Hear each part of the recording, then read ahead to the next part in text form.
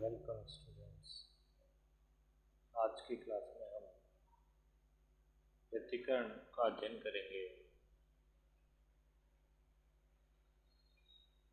उच्च माध्यमिक कक्षा में आप प्रकाश के व्यतिकरण की घटना का अध्ययन कर चुके हैं और आपने जन के द्विरेखा चित्र योग को समझा, उसके बारे में विस्तार से अध्ययन किया कि व्यतिकरण प्रारूप कैसा होता है और व्यतिकरण प्रारूप में जो फ्रिंजें बनती है वह किन किन राशियों पर निर्भर करती है। इसके आगे हम व्यतिकरण के कुछ नए प्रारूप या कुछ अलग स्थितियों में व्यतिकरण की घटनाओं का अध्ययन करेंगे, जिसमें मुख्यतः पतली फिल्मों में व्यतिकरण, फानाकार फिल्म में व्यतिकरण, न्यूटन वलय, माइकलसन व्यतिकरण और फेब्री-पेरेट व्यतिकरण आदि व्यतिकरण के बारे में हम अध्ययन करेंगे इस यूनिट में। तो सबसे पहले हम बात करते हैं पतली फिल्मों में व्यतिकरण। देखिए, पतली फिल्मों में व्यतिकरण का अभिप्राय यह होगा कि किसी मोटाई टी की और किसी पारदर्शी माध्यम जिसका अपवर्तनांक म्यू है, उसकी एक पतली फिल्म है और उस पतली फिल्म में किसी स्रोत से आपतित प्रकाश किरणें उसकी ऊपरी सतह से परावर्तित हो सकती है या उसकी प्रथम सतह से पारगमित होकर इसकी द्वितीयक सतह से वह परावर्तित होकर और उससे पारगमित होती हैं। अभिप्राय यह हुआ कि ये दोनों जो किरणें हैं, ये दोनों इसके परावर्तन से प्राप्त किरणें हैं, इस थिन फिल्म के कारण, पतली फिल्म के कारण। तो यह परावर्तित किरणों का पतली फिल्मों में व्यतिकरण हो गया। इसी प्रकार इसमें हम दूसरी स्थिति ये समझ सकते हैं कि जैसे ये किरण इसको पारगमित कर जाती है, जिसे हम किरण 1 नाम दे देते हैं, और ये जो किरण यहाँ से परावर्तित होती है और ये पुनः सतह 1 के द्वारा परावर्तित अगर हो जाए और अगर ये दूसरी सतह से पारगमित अब हो, तो ये मान लीजिए किरण 2 है। तो किरण 1 और किरण 2 जो हैं वह इस पतली फिल्म में से पारगमित किरणें हैं।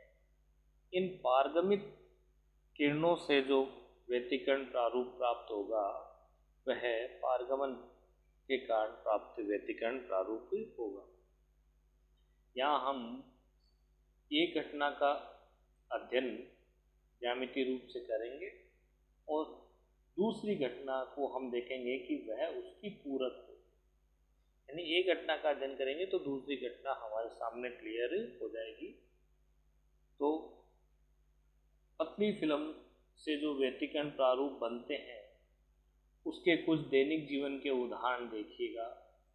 साबुन के बुलबुले का रंगीन दिखना, अदरक की पन्नी का रंगीन दिखना, और पानी पर जब देखिए जो तेल की बूंद या तेल की जो एक परत बन जाती है पानी के ऊपर, तो उस तेल की परत का रंगीन दिखाई देना आदि घटनाएं पतली फिल्मों के कारण व्यतिकरण का ही प्रभाव है।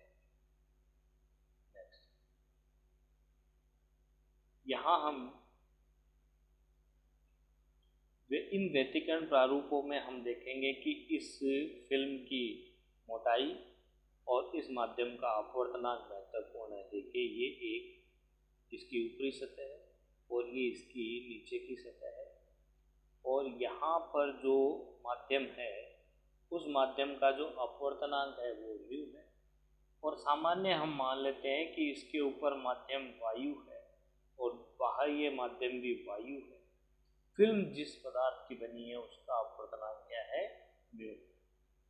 तो देखिए, आप नोटिस कीजिए कि S से P1 पर एक किरण आपतित होती है और P1 बिंदु से ये प्रथम सतह से ये किरण परावर्तित हो जाती है जिसका नाम है P1R1।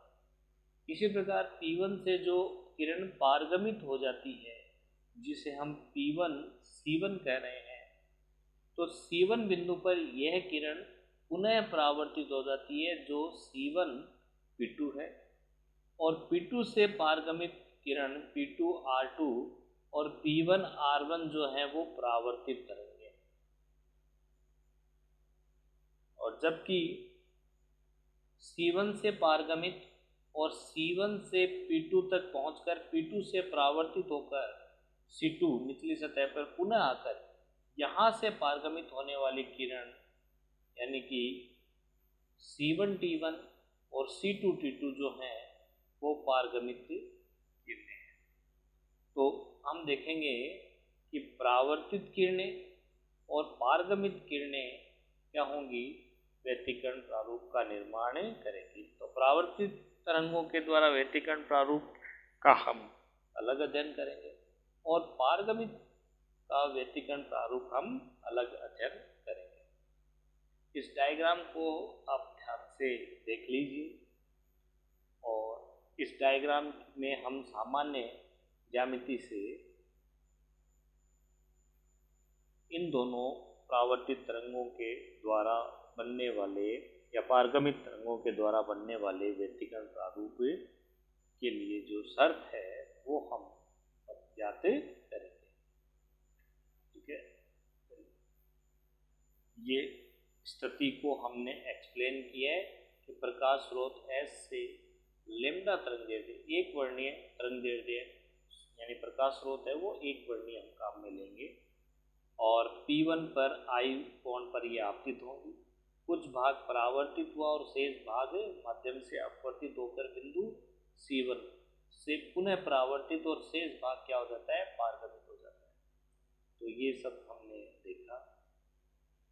तो इस प्रकार देखिए, हम देखते हैं कि P1R1 P2R2 ये जो हैं या P3R3 ये सब परावर्तित, और इसी प्रकार निचली सतह से C1T1 C2T2 C3T3 ये पारगमित किरणें। देखिए, यह एक आयाम के विभाजन की विधि है, अर्थात आयाम जो होता है वह विभाजित होता जाता है। तो हम देखेंगे कि जो परावर्तित तरंगे हैं क्रमशः P1R1 P2R2 P3R3 इनके आयाम में कितना परिवर्तन होता जाता है, क्योंकि ये सब बहुपरावर्तन और बहुपारगमन के कारण हमें ये किरणें प्राप्त होती हैं। तो देखिए, इसके लिए हम फ्रेनेल के नियम का उपयोग करते हैं। फ्रेनेल के नियमानुसार यदि A0 आयाम की किरण किसी सतह से परावर्तित होती है, ये सतह है, इस सतह से जो आने वाली तरंग का आयाम जो A0 है, यह अगर यहाँ से परावर्तित हो रही है और इस माध्यम का जिससे ये परावर्तित हुई है उसका अपवर्तनांक अगर म्यू है, तो परावर्तित तरंग का जो आयाम होगा वो A0 का कितना अंश होगा, ये देखिए। इसका अंशात्मक जो आयाम है इसे ज्ञात करने का ये फ्रेनेल सूत्र है। तो अंशात्मक परावर्तित किरण का आयाम means R is equal to mu minus 1 upon mu plus 1। हम सामान्यतः इस अपवर्तक माध्यम को काच मानकर इसका अपवर्तनांक हम 1.5 मानते हैं।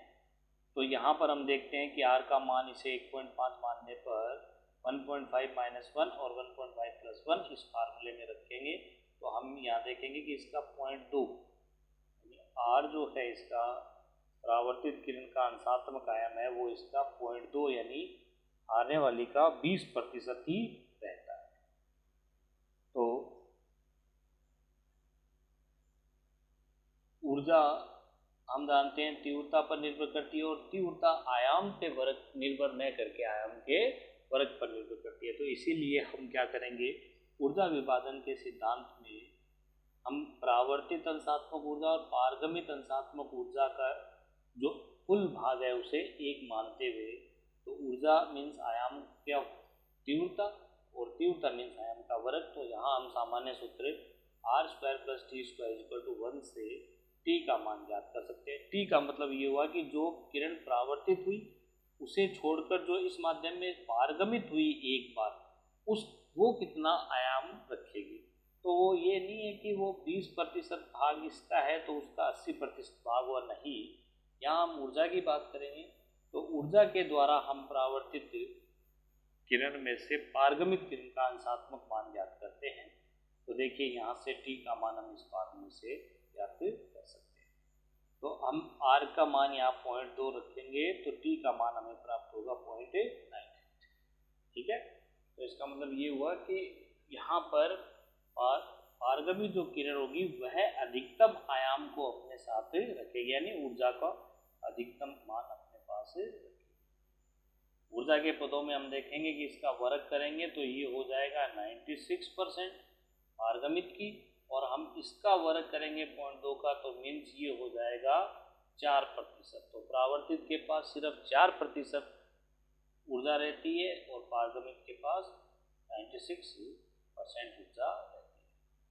तो अब अगर हम इस ऊर्जा के द्वारा, ऊर्जा संरक्षण के सिद्धांत द्वारा आयाम के अंश को अगर हम ज्ञात करें तो जैसे मान लीजिए आने वाली किरण का आयाम कितना है, A1 है, A0 है, तो एक बार परावर्तित होने पर इसका आयाम हो गया 0.2 A0, और जब ये पारगमित हुई तो इसका आयाम हो गया 0.98 A0, और जब यहाँ से ये पुनः परावर्तित हुई तो ये हो गया 0.98 तो था, और 0.2 हो गया किसके कारण, यहाँ पर परावर्तन के कारण। तो इस प्रकार जितनी बार इसका पारगमन होगा उतनी बार एक t गुणा में आएगा, और जितनी बार इसका परावर्तन होगा उतनी बार एक r गुणा में आ जाएगा किसके, प्राथमिक आयाम A0 के। तो इस फार्मूले को काम में लेते हुए हम यहाँ बता रहे हैं कि कितना आयाम है। तो देखिए इस प्रकार हमने A1, A2, A3, A4, A5 और A6 क्रम से इन तरंगों का आयाम जो है वो ज्ञात किया, जहाँ A1, A3, A5 परावर्तित हैं और A2, A4 और A6 हम डिफाइन करें तो वो पारगमित किरणें। तो यहाँ से हम देखते हैं कि परावर्तित मीन्स A1, A3, A5 का जो आयाम है उनका अनुपात 1:0.98 का स्क्वायर। इट्स मीन इसके बाद में देखिए जो आगे की जो टर्म्स हैं वो इससे बहुत छोटी होती जाएगी। मीन्स इसका ये देखें तो इसका ये 4% ही हुआ। तो मतलब ये हुआ कि परावर्तित किरणों में जो प्रारंभ की जो 2 किरणें हैं उनका ही आयाम है वो लगभग क्या होता है, समान होता है। शेष का आयाम क्या होता है, बहुत कम। तो प्रारंभ की जो 2 किरणें P1 R1 और P2 R2 वो ही क्या करेंगी, एक स्पष्ट व्यतिकरण प्रारूप बनाएंगी, यानी कि वो ही प्रमुख रहेंगी। तो अब हम इन 2 किरणों के मध्य व्यतिकरण प्रारूप के लिए अगर शर्त का अध्ययन कर लें तो हम परावर्तित किरणों के लिए व्यतिकरण प्रारूप की व्याख्या कर सकते हैं। ठीक है, इसी प्रकार अगर हम पारगमित की बात करें तो वहां पर हम देखेंगे कि उनका जो क्रम से आयाम है A2, A4, A6 that is 1:0.04। इसका मतलब ये हुआ कि देखिए दूसरी तरंग का आयाम ही प्रारंभिक तरंग के आयाम का सिर्फ 4% रह जाता है। इसका मतलब पारगमित तरंगों का जो व्यतिकरण प्रारूप होगा वो इतना सुस्पष्ट नहीं होगा। तो सबसे पहले हम